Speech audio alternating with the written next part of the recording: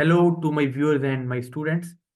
Today's topic is related to financial institutions. जैसे मैंने आपको प्रीवियस वीडियो में भी इसके बारे में बता दिया था कि मैं इसके ऊपर एक वीडियो बनाऊंगा। हम मजीद बातें करने की बजाय डायरेक्टली अपने टॉपिक की तरफ जाते हैं। फाइनेंशियल इंस्टीट्यूशन बेसिकली होते क्या हैं?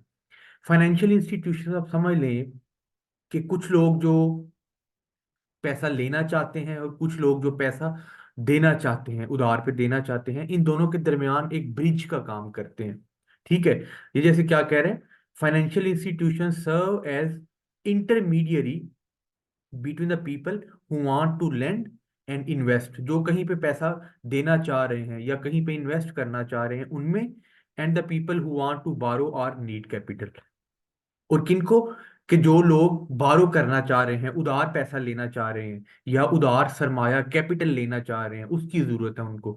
ये एक इंस्टीट्यूशन का रोल प्ले करते हैं, एक ब्रिज का रोल प्ले करते हैं between the people who want to lend money and the people who want to borrow money.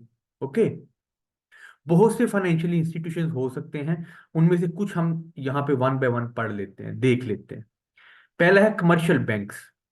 मैं इसको साथ साथ रीड आउट करता जाता हूँ सो दैट आपको फिर बाद में कंफ्यूजन ना हो। बैंक्स क्या है? That offer interest bearing account to its customers. अमूमी तौर पे बैंक अपने कस्टमर्स को अकाउंट फ्राहम करते हैं, अकाउंट की सहूलत फ्राहम करते हैं। उनकी टाइप्स कुछ देख लें। चेकिंग अकाउंट, या जिसको करंट अकाउंट कहते हैं। नॉर्मली इनकी डिटेल तो नहीं हम पढ़ेंगे अभी डिटेल के साथ, लेकिन मैं आपको शॉर्टली बताता जाऊंगा। चेकिंग अकाउंट्स अमूमन करंट अकाउंट्स होते हैं जिन पे नॉर्मली इंटरेस्ट नहीं चार्ज किया जाता। आप अपने पैसे रखवाए, जैसे एक सैलरी आ रही, आप करंट अकाउंट ओपन करवा लेते हैं। So your salary is actually deposited in your account and you withdraw the money जब आपको उसकी जरूरत है। ठीक है। अकाउंट, उसके ऊपर इंटरेस्ट आपको पे नहीं करना पड़ेगा, ना बैंक आपको पे करेगा, ना किसी और किस्म के चार्जेस जो है बैंक डिडक्ट करेगा। फिर सेविंग अकाउंट्स हैं जो कि थोड़े से डिफरेंट हैं, जिसके ऊपर आपको इंटरेस्ट मिलता है। ठीक है। जितनी ज्यादा अमाउंट आपकी पड़ी होगी उतनी ही ज्यादा अमाउंट आप इंटरेस्ट की शक्ल में आपको मिलती रहेगी। फिर सर्टिफिकेट ऑफ डिपॉजिट, ये भी एक तरह का सर्टिफिकेट ही है कि आपने इतनी अमाउंट बैंक में डिपॉजिट करवाई हुई है।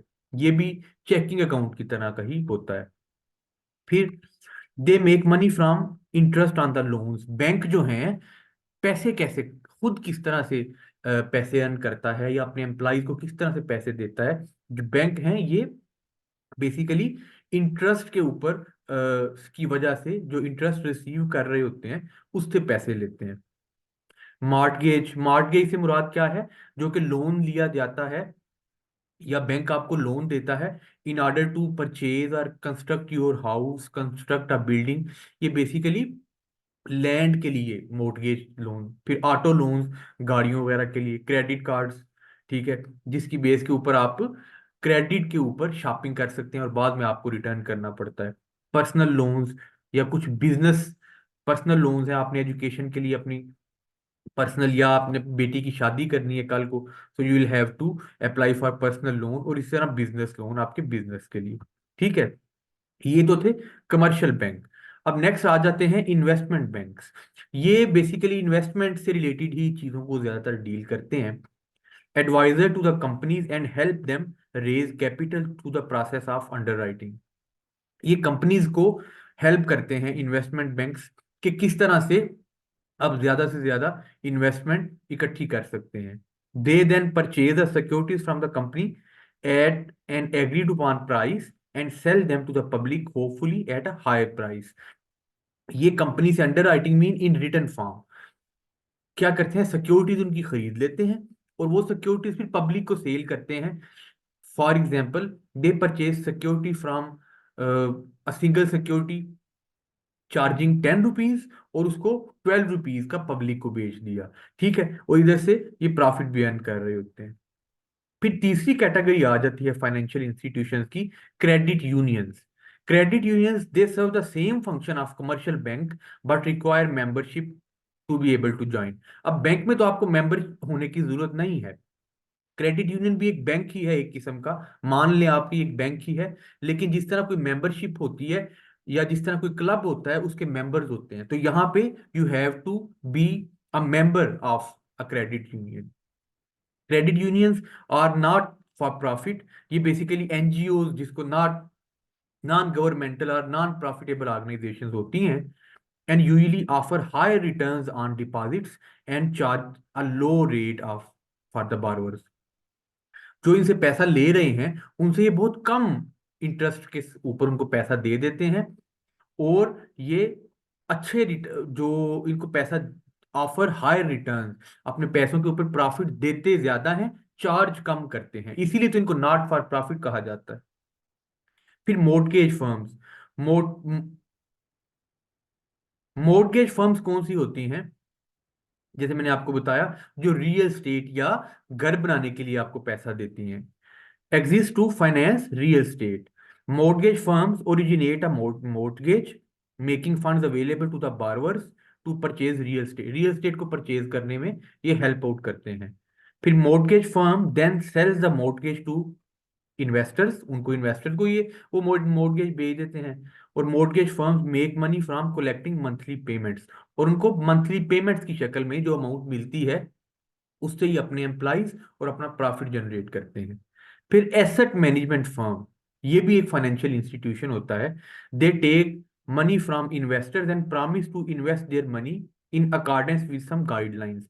इनका काम क्या होता है कि ये बड़े बड़े इन्वेस्टर्स को लुक फॉर करती हैं, इन्वेस्टर के साथ कांटेक्ट करती हैं, और क्या करती हैं, उनसे ये कमिटमेंट करती हैं, प्रॉमिस करती हैं कि उनका जो पैसा है वो प्रॉपर अच्छी जगहों पे इन्वेस्ट किया जाएगा और उनको अच्छा रिटर्न दिया जाएगा। Do not guarantee a positive return, हमेशा तो ये गारंटी नहीं करती। एक्चुअली दे प्रॉमिस, बट ये गारंटी, प्रॉमिस और गारंटी में फर्क होता है। Guarantee mean you have to fulfil at every cost. तो ये हमेशा पॉजिटिव रिटर्न की गारंटी नहीं करती, but they strive for maximum, कि वहां पे पैसा इन्वेस्ट किया जाए जहां से मैक्सिमम आउटपुट इन्वेस्टर को दी जा सके। Charge of management advertisement and sales, और ये चूंकि इन्वेस्टर के पैसे को आगे कहाँ पे प्रमोट करना, कहाँ पे इन्वेस्ट करना है, उसके लिए एडवर्टाइजमेंट भी करती हैं, मैनेजमेंट भी करती हैं, तो इसके ये चार्जेस लेती हैं। लास्ट वन है ब्रोकरेज फर्म्स।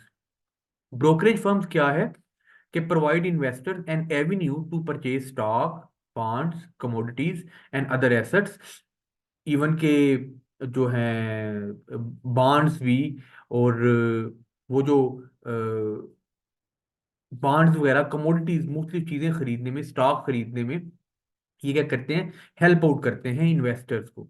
ठीक है, प्राइस बॉन्ड्स भी जिसको कहते हैं, वो भी खरीदने में। When a client places an order to purchase, the brokerage firm executes the transaction and charges a फी।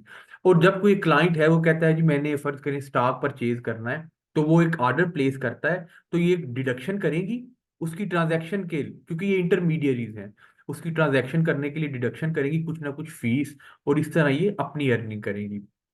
तो ये कुछ इंस्टीट्यूशंस थे जो कि आपके सामने मैंने अभी पढ़े, कि जो फाइनेंशियल इंस्टीट्यूशन कहलाते हैं, जो इंटरमीडियरी का रोल प्ले करते हैं एक ऐसे बंदे के दौरान जो पैसा कहीं पे इन्वेस्ट करना चाह रहा है, या एक ऐसा बंदा जो पैसा बारो करना चाह रहा है, उधार लेना चाह रहा है। तो आई होप ये लेक्चर आपको क्लियर हो गया होगा। दोबारा आपके साथ जल्दी मुलाकात होगी एक और लेक्चर के साथ। मेरे चैनल को काइंडली सब्सक्राइब करें, लाइक और शेयर भी करें ताकि मेरी मोटिवेशन बढ़ सके। Thank you.